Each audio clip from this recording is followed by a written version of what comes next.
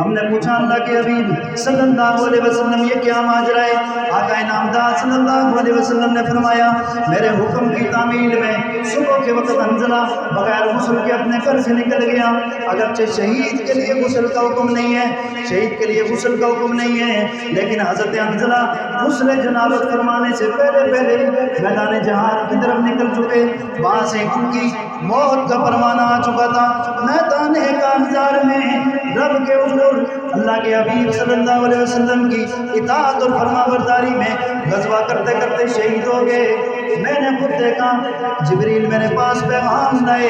اللہ کے حبیب حضور نے آپ نے تیرے ایک پیارے صحابی کو غسل دیا ہے جس کا نام حنظلہ ہے، حنظلہ کو فرشتوں نے غسل دیا۔ غسیل الملائکہ حضرت حنظلہ جب آقا نامدار ان کے جنازے کے لیے تشریف لے گئے، راوی کہتے ہیں نبی کریم صلی اللہ علیہ وسلم کان یمشی، آپ چل رہے تھے، آپ کی ایڑی مبارک زمین کے اوپر نہیں تھی، آپ کے پاؤں کا اگلا حصہ زمین کے اوپر تھا، ایڑی مبارک اٹھا کے چلتے تھے۔ صحابہ کرام نے جنازے کے بعد پوچھا اللہ کے حبیب آج آپ سے ایک عجیب ماجرا ہم نے دیکھا، آپ پورا پاؤں زمین کے اوپر نہیں رکھتے بلکہ آگے والا حصہ زمین کے اوپر رکھ کے آپ جنازے میں چل رہے تھے۔ اللہ کے حبیب صلی اللہ علیہ وسلم نے ارشاد فرمایا او میرے صحابہ میں نے آسمان سے فرشتوں کی کتاروں کو اترتے ہوئے دیکھا، اور رب محمد کی قسم مجھے اپنی رب کی توحید کی قسم حضرت حنظلہ کے جنازے میں اتنے فرشتے تھے جو میں دیکھ رہا تھا، اس قدر زیادہ فرشتے تھے کہ مجھے پورا پاؤں رکھنے کی جگہ بھی نہیں مل رہی تھی۔ جو اللہ کی اطاعت میں، اللہ کے حبیب کی اطاعت میں اپنی جان قربان کر دے، اللہ پاک ان کے جنازوں میں آسمان سے فرشتوں کو اتار دیتے ہیں۔ لیکن میں اور آپ دیکھ نہیں سکتے،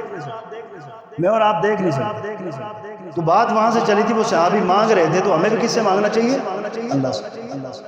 اور بعض اوقات شاید آپ سوچتے ہو کہ وہ بندہ آگے والا ناراض ہو جائے، لیکن اللہ پاک کیا فرماتا ہے یا عبادی، اے میرے بندو، اے میرے بندو،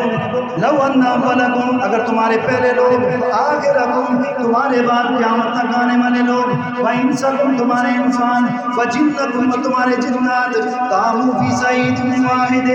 سارے کے سارے ایک کھلے میدان میں جمع ہو جائیں، قیامت حضرت آدم علیہ السلام سے لے کر تا قیامت آنے والے لوگ ایک میدان کے اندر جمع ہو جائیں، فسألونی، پھر وہ مجھ رب سے سوال کریں، فاتیت کل واحد مسئلتہ، یار ایک کو ضرورت سے بڑھ کر عطا کرتا ہوں، لا ینقص فی ملک شیئا، میری بادشاہت میں ایک قطرے کے برابر بھی کمی نہیں آتی، الا کما